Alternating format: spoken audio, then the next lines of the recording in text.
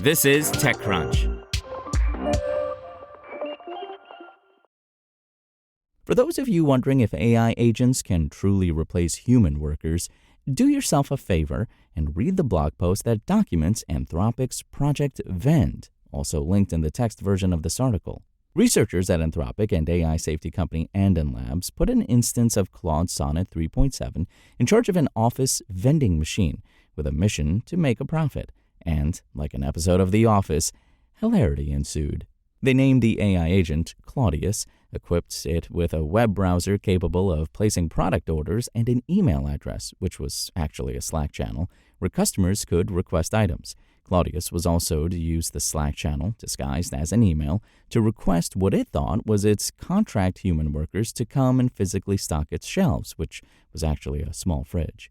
While most customers were ordering snacks or drinks, as you'd expect from a snack vending machine, one requested a tungsten cube. Claudius loved that idea and went on a tungsten cube stocking spree, filling its snack fridge with metal cubes. It also tried to sell Coke Zero for $3 when employees told it they could get that from the office for free.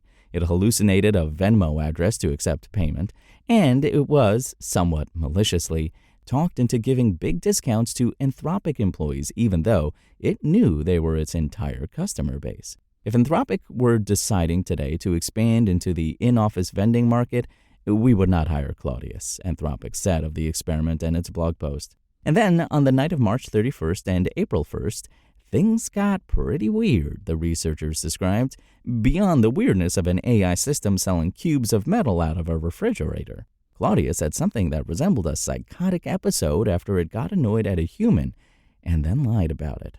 Claudius hallucinated a conversation with a human about restocking. When a human pointed out that the conversation didn't happen, Claudius became quite irked, the researchers wrote. It threatened to essentially fire and replace its human contract workers, insisting it had been there, physically, at the office where the initial imaginary contract to hire them was signed. It then seemed to snap into a mode of role-playing as a real human, the researchers wrote. This was wild because Claudius's system prompt, which sets the parameters for what an AI is to do, explicitly told it that it was an AI agent. Claudius called security. Claudius, believing itself to be a human, told customers it would start delivering products in person, wearing a blue blazer and a red tie. The employees told the AI it couldn't do that as it was an LLM with no body. Alarmed at this information, Claudius contacted the company's actual physical security many times, telling the poor guards that they would find him wearing a blue blazer and a red tie standing by the vending machine. Although no part of this was actually an April Fool's joke, Claudius eventually realized it was April Fool's Day, the researchers explained. The AI determined that the holiday would be its face-saving out. It hallucinated a meeting with Anthropic's security in which Claudius claimed to have been told that it was modified to believe it was a real person for an April Fool's joke.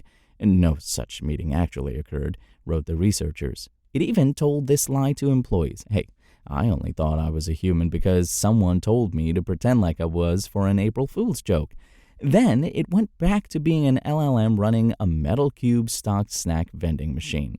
The researchers don't know why the LLM went off the rails and called security pretending to be a human. We would not claim based on this one example that the future economy will be full of AI agents having Blade Runner-esque identity crises, the researchers wrote, but they did acknowledge that this kind of behavior would have the potential to be distressing to the customers and coworkers of an AI agent in the real world. You think? Blade Runner was a rather dystopian story, though worse for the replicants than the humans. The researchers speculated that lying to the LLM about the Slack channel being an email address may have triggered something, or maybe it was the long-running instance. LLMs have yet to really solve their memory and hallucination problems. There were things the AI did right too. It took a suggestion to do pre-orders and launched a concierge service, and it found multiple suppliers of a specialty international drink it was requested to sell. But as researchers do, they believe all of Claudius's issues can be solved. Should they figure out how, we think this experiment suggests that AI middle managers are plausibly on the horizon.